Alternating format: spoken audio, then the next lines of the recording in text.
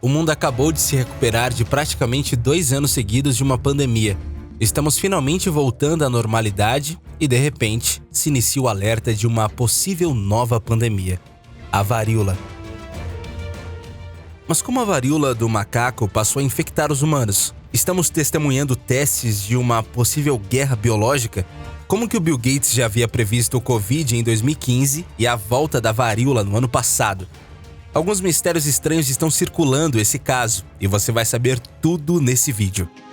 Sejam bem-vindos. Esse é o Acredite ou Não, o seu canal de mistérios e curiosidades.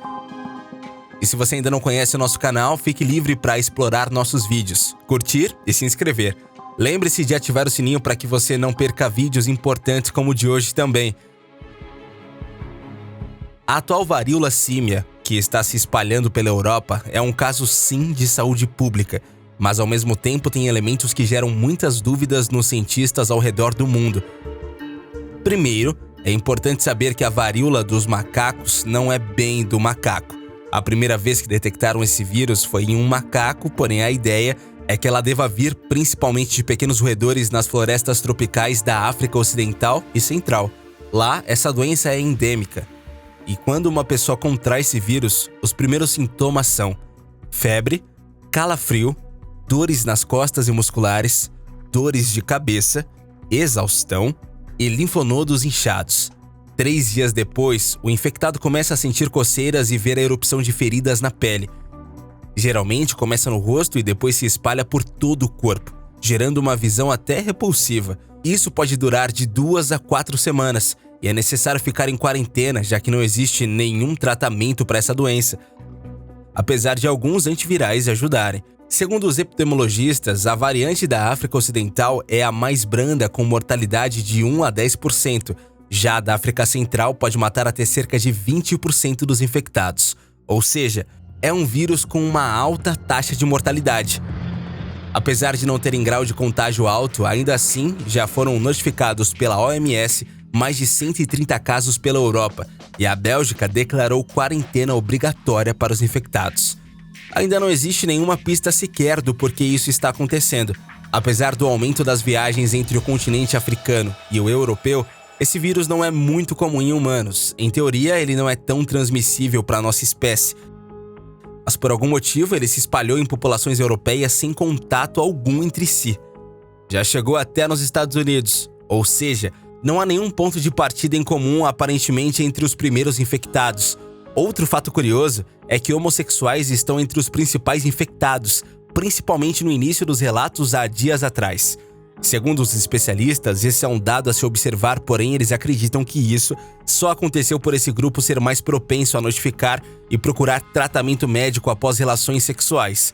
E apesar dessa varíola não ser considerada sexualmente transmissível, ela pode ser transmitida por lençóis usados, sudorese, tosses, saliva. Então não é como se fizesse tanta diferença ela não ser sexualmente transmissível. Por enquanto, o que se sabe é que a vacina da varíola comum tem 85% de eficácia contra a varíola dos macacos, mas a OMS e os governos europeus não parecem tão preocupados assim até o momento, já que é um caso controlável. Mas os detalhes e motivos pelos quais esse grande contágio repentino aconteceu são misteriosos. E depois da Covid-19, não tem como não colocarmos em pauta a possibilidade de uma guerra biológica. E não é algo muito fora da realidade se pensarmos que basta um laboratório de manipulação para causar uma epidemia. A varíola, inclusive, é bastante simbólica por isso. Ela foi erradicada só em 1980, mas foi por causa da varíola que a humanidade passou a desenvolver os primeiros métodos de imunização no século XVIII. O próprio nome da vacina tem relação com a palavra varíola. Um fato interessante é que em 1763 foi quando ocorreu o primeiro uso de armas biológicas da história da humanidade na revolta de Pontiac durante a Guerra Franco-Indígena. Os franceses eram aliados aos índios Iroquois e estavam em guerra com os ingleses. O general inglês Geoffrey Amherst ordenou que fossem distribuídos cobertores infectados aos índios. A epidemia de varíola se espalhou e isso facilitou a conquista inglesa na América do Norte.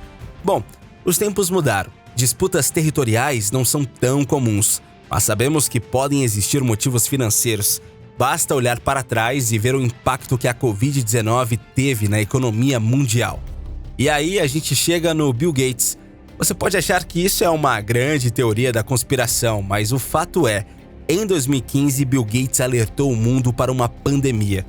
2 anos depois dessa declaração, Bill Gates formou parceria com governos e instituições para criar a Coalition for Epidemic Preparedness Innovations, organização que mais tarde financiou diversas medidas contra a Covid-19, incluindo a Moderna e a AstraZeneca. E no ano passado, Bill Gates foi além, alertou sobre uma segunda pandemia, falou sobre ataques bioterroristas e ainda citou a possibilidade de algum bioterrorista simplesmente levar a varíola para infectar um aeroporto. Acreditem ou não, um ano depois, estamos tendo um surto de varíola. É uma situação que pode estar sob controle, mas que pode sim se tornar uma pandemia caso a transmissão da varíola dos macacos seja mais simples e contagiosa do que as outras.